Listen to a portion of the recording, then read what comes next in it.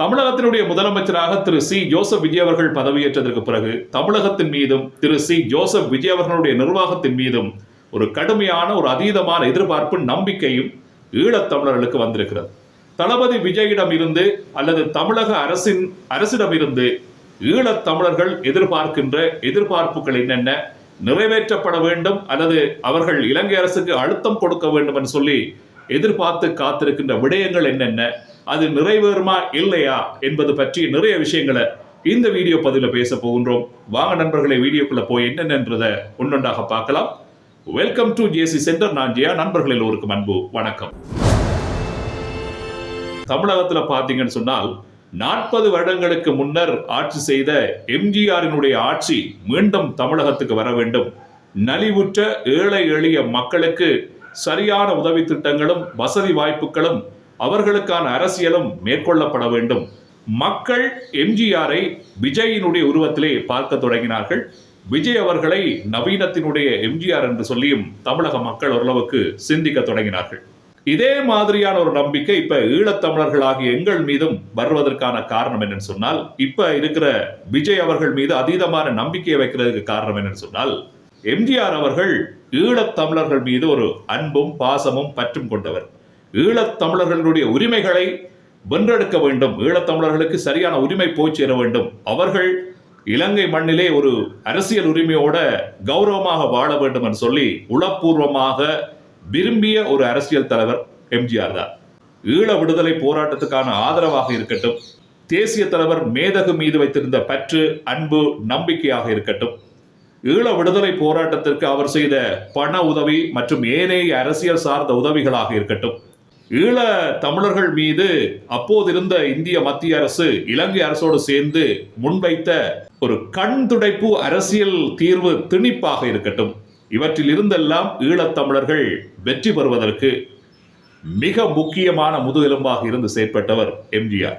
அப்படியான ஒருவரை, அப்படியான ஒரு மனித உருவிலான கடவுளை மீண்டும் தேடுகின்ற இந்த உலகிலே ஈழத்தமிழர்களும் விஜயின் வடிவத்திலே ஒரு எம்ஜிஆரை பார்க்க தொடங்கி இருக்கிறார்கள்.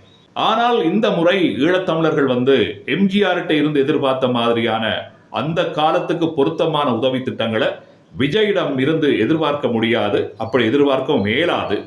ஆனால் இலங்கையிலே ஒரு அரசியல் உரிமையோடு கிடைக்க வேண்டிய உரிமைகளை பெற்றுக்கொண்டு இந்த வடக்கு கிழக்கிலே ஈழத்தமிழர்களாகிய நாங்கள் ஒரு சுய கௌரவத்தோடு வாழ்வதற்கு அந்த அரசியல் உரிமையை பெற வேண்டிய ஒரு தேவை இருக்கிறது. அந்த அரசியல் உரிமையை பெற்றுக்கொள்வதற்கு விஜய் ஈழத்தமிழர்களுக்கு உதவுவார் என்ற ஒரு நம்பிக்கையோடு ஈழத்தமிழர்கள் காத்திருக்கின்றார்கள்.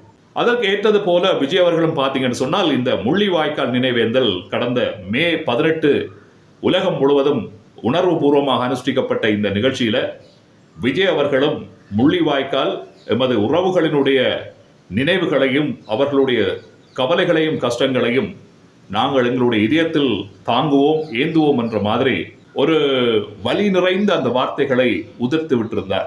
தமிழகத்தில் இதற்கு முதல்ல ஆட்சியில் இருந்த எந்த ஒரு முதலமைச்சரும் இது போன்ற அஞ்சலிகளையோ அல்லது இது போன்ற வார்த்தைகளையோ ஈழத்தமிழர்களுக்கு ஆதரவு கொடுக்கிற மாதிரி வெளியிடலை என்றது என்னுடைய அறிவு கட்டிய வகையில நான் சொல்லக்கூடிய ஒரு முக்கியமான விஷயம்.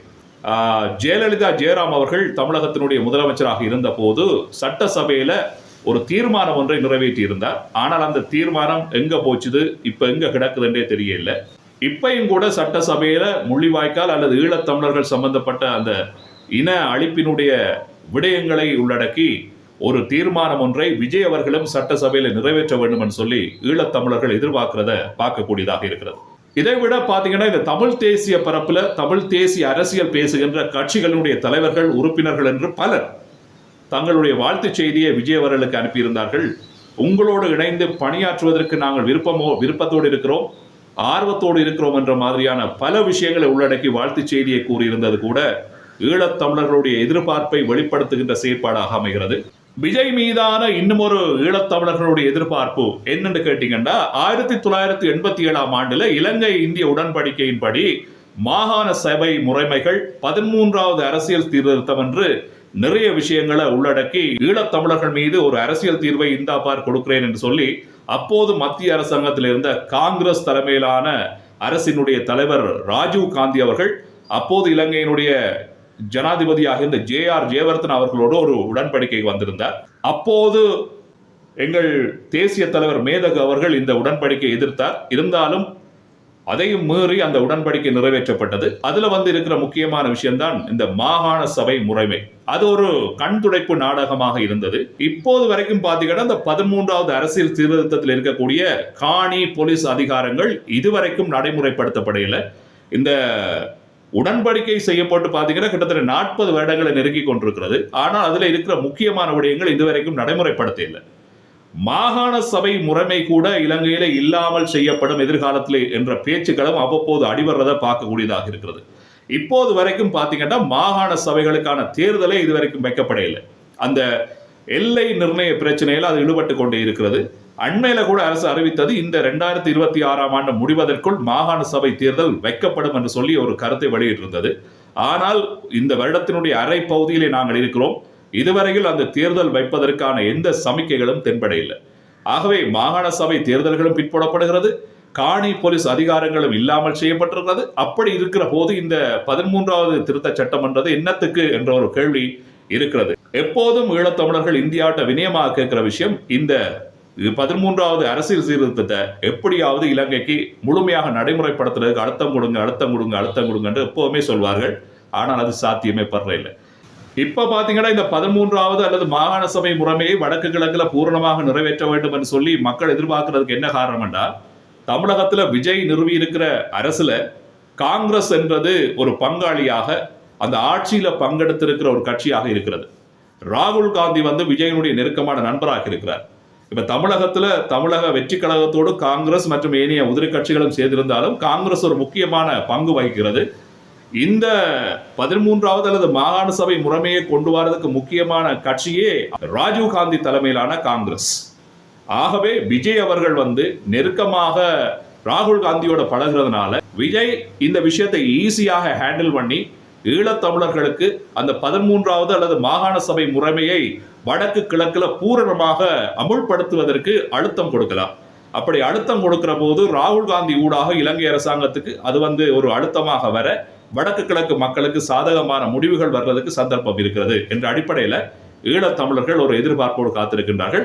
இதையும் தாண்டி இன்னும் ஒரு பெரிய எதிர்பார்ப்பு என்னன்னு கேட்டீங்கன்னா, எப்ப பார்த்தாலும் தமிழக மீனவர்கள் இலங்கை கடற்பரப்புல கைது செய்யப்படுகிறார்கள். அவர்களுடைய படகுகள், வலைகள், உடைமைகள் இருக்கிற எல்லா பொருட்களையும் இலங்கை கடற்படை கைது செய்திருக்கிறது. அந்த மீனவர்களை சிறையில் அடைத்திருக்கிறது என்ற செய்தி அடிக்கடி வாரது வழக்கமாக இருக்கிறது. மிக நீண்ட காலமாக இந்த மீனவர் பிரச்சனை என்பது தீர்க்கப்படாத பெரிய பிரச்சனையாக இருக்கிறது. அதே நேரத்தில் இலங்கையினுடைய வடக்கு பகுதியில் இருக்கிற மீனவர்களும் தமிழக மீனவர்களுக்கு எதிராக ஏராளமான கண்டன பேரணிகளையும் ஏராளமான போராட்டங்களையும் நடத்துகிறார்கள். எல்லை தாண்டிய மீன்பிடியை தடுப்பதற்காக அவர்கள் இழுவை படகை பயன்படுத்தி மீன்பிடியை செய்தனால அது ஒரு தடை செய்யப்பட்ட மீன்பிடி. கடல் வளம் முற்றாக அளிக்கப்படுகிறது. அதனை நம்பி இருக்கிறவர்களுடைய பொருளாதாரம் பாதிக்கப்படுகிறது என்று சொல்லி நிறைய போராட்டங்களை வடக்கில் இருக்கிற மீனவர்கள் செய்திருக்கின்றார்கள். இதெல்லாம் வச்சு பார்க்கிற போது இந்த இலங்கை இந்திய மீனவர்கள் சம்பந்தப்பட்ட பிரச்சனை தீர்க்கப்படுறதுக்கு சந்தர்ப்பம் இருக்குது. அதே வேளையில் முதலமைச்சராக விஜய் பதவியேற்றதுக்கு பிறகு கூட உடனடியாக கடிதம் எழுதிய விஷயம் என்னன்னா, இலங்கையில பிடிபட்டிருக்கக்கூடிய மீனவர்களையும் அவர்களுடைய படகுகள் மற்றும் ஏனைய பொருட்களையும் அவர்கிட்ட கொடுத்து அவர்களை விடுதலை செய்வதற்கு முயற்சிக்க வேண்டும் என்று சொல்லி விஜய் மத்திய அரசை வேண்டிக் கொண்டிருந்தார். ஆகவே இலங்கை மீனவர்களை பொறுத்த வரைக்கும் அவர்கள் சொல்கிற ஒரே முக்கியமான விஷயம் என்னன்னா, இந்திய மீனவர்கள் தங்களுடைய கடற்பரப்பை தாண்டி இலங்கை படப்புக்குள்ள மீன் பிடிக்கிறதால தான் இவ்வளவு பிரச்சனை என்று சொல்லி அவர்களுக்கு ஒரு எல்லையை விதித்து அவர்களை தடை செய்தால் எந்த பிரச்சனையும் இல்லை என்ற மாதிரி தான் இந்த பிரச்சனைக்கான தீர்வாக இலங்கை மீனவர்களால் முன்வைக்கப்படுற பிரச்சனை. உண்மையும் அதுதான். அவர்கள் செய்கிற தொழில் ஒரு தடை செய்யப்பட்ட தொழில், இழுவை படகு தொழில், இழுவை மடிவலை தொழில். அது கடல் வளத்தை முற்றாக அழிக்குது. அதே நேரத்தில் அவர்களும் எல்லை தாண்டி இங்க வாரபடியா எங்கட நாட்டு மீனவர்களுடைய வாழ்வாதாரமும் பாதிக்கப்படுகிறது. ஆகவே இந்த பிரச்சனைக்கு உடனடி தீர்வாக இந்திய மீனவர்களுக்கான வரையறையை முன்வைக்க வேண்டும் என்பது பற்றி எல்லாரும் பேசுகிறார்கள். ஆகவே இது சம்பந்தப்பட்ட விஷயத்தை விஜய் அவர்கள் இலங்கை அரசோடு பேசி மீனவ சமாஜங்களோடு பேசி ஒரு முடிவுக்கு வரலாம் என்ற மாதிரி ஈழத்தமிழர்கள் ஒரு நல்ல எதிர்பார்ப்பை முன்வைத்திருக்கிறத பார்க்கக்கூடியதாக இருக்கிறது. ஆகவே தமிழகத்தினுடைய முதலமைச்சராக பதவியேற்றிருக்கிற விஜய் அவர்கள் மீது ஈழத்தமிழர்கள் இது போன்ற பல பிரச்சனைக்கு தீர்வு காணப்படும் என்ற நம்பிக்கையோடு காத்திருக்கின்றார்கள். பார்க்கலாம் எதிர்வர்ற காலகட்டங்களில் விஜயனுடைய நகர்வு எப்படி இருக்க போகிறது. இலங்கை அரசாங்கத்தை தொடர்பு கொண்டு அல்லது இலங்கை ஜனாதிபதியோடு அவர் நேரடி பேச்சுவார்த்தையில் ஈடுபட்டு இது பற்றிய விஷயங்களை எல்லாம் கலந்து பேசுவாரா, அல்லது இது பற்றிய எதிர்பார்ப்புகளை பூர்த்தி செய்ய வேண்டும் விஜய் அவர்கள் என்ற அடிப்படையில் இலங்கையினுடைய தமிழ் தேசிய பரப்பில் இருக்கிற அரசியல் கட்சியினுடைய தலைவர்கள் விஜய் அவர்களோடு பேச்சுவார்த்தை நடத்தி அதனூடாக இலங்கை அரசுக்கு ஒரு அழுத்தத்தை கொடுப்பதற்கு முயற்சிக்கிறார்களா? இந்த வீடியோ பதிவு பிடிச்சிருந்தா லைக் பண்ணுங்க. வீடியோவில் பேசப்பட்ட விஷயங்கள் சம்பந்தப்பட்ட உங்களுடைய கருத்துக்களை பரிமாறுங்கள். மற்றும் ஒரு வீடியோவில் உங்களை சந்திக்கின்றேன். அதுவரையில் நன்றி, வணக்கம்.